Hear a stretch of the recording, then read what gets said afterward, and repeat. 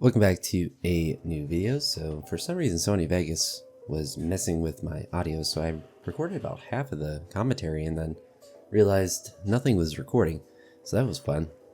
But this is my Monday and Tuesday training session, and really they both went really well. So I'm really happy with how this week is moving so far, hitting a lot of volume, doing a lot of strength work. Only thing I guess I'm kind of skipped out on these last few days is the accessory work, but as you'll see, I'm doing sufficient volume in the main lifts to where I can kind of cope and say don't necessarily need to be doing the accessory work yesterday and today, or at least I can justify skipping it. But I do want to do some tomorrow, and I did quite a bit on Sunday and Saturday as well, so it's not as if I haven't been doing it. Just doing it every single training session might not be feasible, especially as the weights get heavier. But for the snatches on this day, I did 5 sets of 3, an increase of 5 kilos from the previous week, where I did the 5 set of 3 out in the cold. Doing it in the gym certainly made it easier, and just happy with how these are moving. Felt like I was moving pretty quick and catching them pretty consistently for the most part. After the snatches, I had clean jerk complexes, so I did a clean front squat and 2 jerks. Got up to 120 with those, and really they all felt super good. So I was really surprised with how not necessarily easy the jerks felt, because it wasn't necessarily like a maximal weight, but just how my positions looked and how the speed looked on them, and it just kind of looked like I was dominating the weights. And similar thing with these snatches, like they're really light, but like the speed and the technique with them, I'm pretty happy with how they look with that. In theory it'd be nice to do them without straps, but also like having skin on my hands, so I don't want to tear them up. Been trying to do the doubles on Wednesdays. At least last week I did without straps, so I'll try to do them again this week without straps, and then obviously the singles later in the week without straps. But triples, I kind of don't want to spend 15 minutes doing triples, or doing each set of the triples, because I have to wait so long to do them just to do sets of 3 or whatever. But I guess in theory I could, but I'm gonna spoil myself and use straps for the triples at least. After the clean jerk work, I did back squats, which honestly I went too heavy. The 235, it's nice to be able to hit. It's 98% of my best squat of 240, and it certainly felt like every bit of 98% when I was doing it. I think if I'm gonna do like a heavy single, 230 is going to be like the max that I should touch, and really it should be the weight that I work up to if I am gonna I want to push to something heavy. Because if I'm going to push for a 245 PR attempt or something above 240, 230 is going to be the attempt I do prior to that. So doing 235 was more just me kind of just feeling pretty good. I mean, looking at the clean jerks and the snatches, I was kind of looking at them after I did them, and I was like, these are moving, like they were feeling really good. And I looked at them like they're looking pretty good. So I thought maybe I was cooking a little bit, and the squat was what it was. Like, it didn't move horrendously, but I mean it moved like how 98% should. I just don't want to have reps like that a lot, because it obviously is a very fatiguing thing to have, and particularly for someone that's built like me, or really I mean anyone that gets up to 90% on a squat, it's just going to be fatigued from it. But it's not bad in a sense, because getting that practice, getting more successful attempts above 230 is always nice, just because it's such a difficult lift for me to do relative to like a deadlift or whatever. But did 5 sets at the 120 with the clean jerks, and up 10 kilos from the previous week. I did these at 110. I don't know if I'll go to 130 next week. Certainly with how they looked, I definitely think I can, but it kind of depends on how I'm feeling and moving on that point. And I may also consider moving up to that 130 and then dropping one of the sets. So that's something that I do have to kind of pay attention to as the weeks kind of move on, as the intensity builds, if I'm going to be able to maintain 5 sets of 3 in the snatch or whatever, and be able to build up. There was 210, so pretty big jump obviously from the 175, and trying to make that 175 jump a routine jump to 210, so then I go 175 to 210 to 230 and kind of save that energy. On the drop sets here, the original plan was to do 3 sets of 8, but with how fatigued I was from that 235, I did 1 set of 8 here and then 2 sets of 5 after. And my original maniac self wrote, yeah, just do 190 for 3 sets of 8. Like, just go crazy on your drop sets, you're gonna feel great. And theoretically, like, I don't think it's necessarily impossible for me to do that, but not with the level of fatigue that I got from that squat. And I don't think that's really a realistic weight at this point. And really, I have this week of 8s. So I have Friday that I'll do another 3 sets of 8. And if I do them, 130, I don't really care what weight I do them at necessarily, but I certainly won't be doing 235 prior to doing them. Look at that transition, just beautiful editing skills.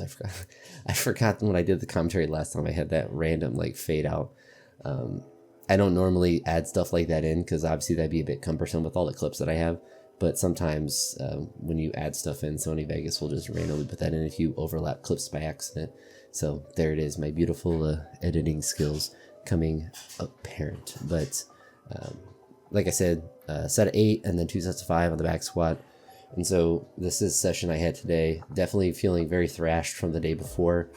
Just DOMs all over the place, mostly all over my back, but really just in general, like was not feeling it, Mr. Krebs. But still moving pretty decent. I kind of wish I didn't move my feet out so wide on my power snatches, but I'm really just trying to focus on the quick transition, and I'm less worried about necessarily what my feet are doing.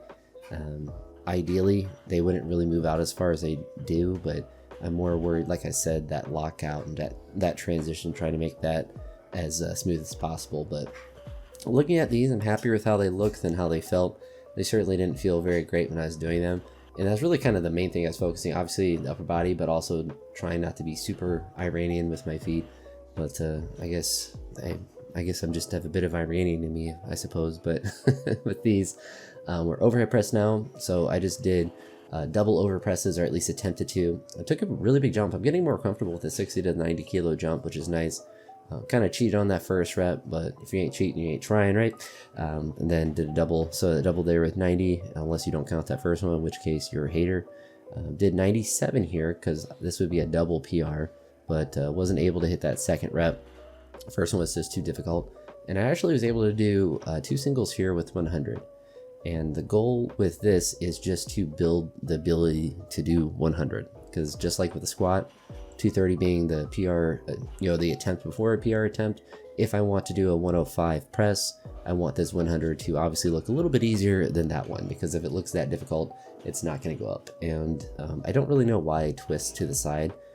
I think that's something that happened even before I had any issues with my left shoulder, and that honestly could be something from years of playing baseball. Like, it could just be a natural imbalance that I have, or it could be from the shoulders thing. But really, it's not like I have any mobility restrictions, or really like the strength on the left shoulder isn't really any different than the right side from what I've noticed. But I at least do have that, so there is something there. So I don't know, maybe my twisting motion, I can kind of twist it up, but it happens on a lot of like the maximal lifts, and who knows, I'm sure I have some sort of imbalance. I'm not really too worried about it. But there was an attempt at a 120 push press double. Wasn't able to do it on the second one. I was pleasantly surprised with how that first rep felt, but the second one just wasn't there.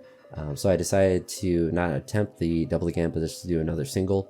And again, 120, moving pretty decent. So it's kind of like one of those things, like you can tell I'm doing a lot of extra accessory work from upper body, because all this pressing stuff is starting to improve. Like the fact that I'm doing 100 on a regular basis and doing it for multiple singles, and even had the thought of doing it for 3 singles, is something that's kind of a massive bit of progress, and that's kind of exciting. I don't necessarily have super strict goals. Like, obviously I want to increase my press and get better at it relative to my skill with it, but it's not the end all be all to my overall levels of strength.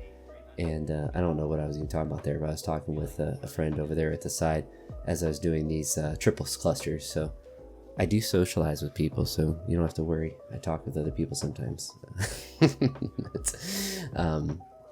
Also, something that was really nice in the session, so I didn't bring any caffeine to train, but the owner made so he has a couple different energy drinks in the front little lobby area.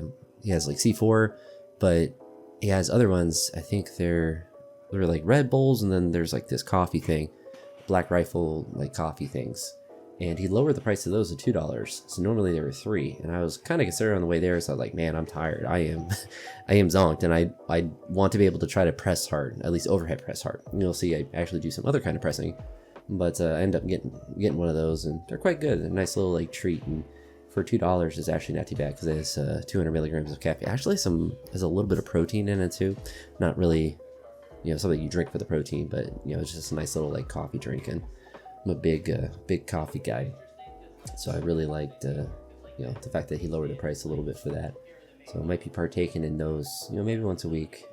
I don't try to have one every day because obviously $2 will eventually add up, and I have pre-workout in my house and stuff, so it's not something that I necessarily need to. I just need to think about bringing. But my mindset in the morning was like, I'm just going to train with no caffeine today because I'm just doing pulls and presses. And when you walk, I was like, I think I did 11,000 steps at school today. The day before I had 13,000 steps. You actually get a little tired from it, and I'm trying to be nicer to myself because when I get there, I'm like, I just need to man up and just work hard without. I'm like, but I kind of do move a lot, and obviously I'm not just aimlessly walking in circles. I'm actually teaching throughout the day. So not only am I getting those 11 to 13,000 steps, and really on that day where Monday where I got 13. I could have done even more. I started to like actually make myself like sit down a little bit, so I wasn't just actually getting to 14 or even more steps. So I had a ton before lunch. So I definitely, it's not something I necessarily worry about getting too much movement. It sounds like kind of a funny thing to worry about, but I don't want to, have 16,000 steps and then come and train because I'm just going to be tired. And I don't want to not have good training sessions when there wasn't really a good reason for me not to just, take a break and sit down. Because I mean, you think about any other normal teacher, they're not necessarily going to be standing all day long.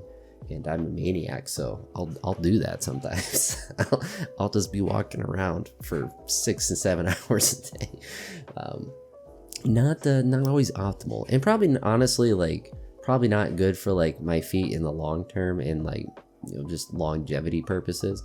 I'm not necessarily I'm worried about like, oh, I'm gonna get like beat up or hurt or whatever, but like I don't necessarily need that much movement in every single day. But I think as long as the 13,000.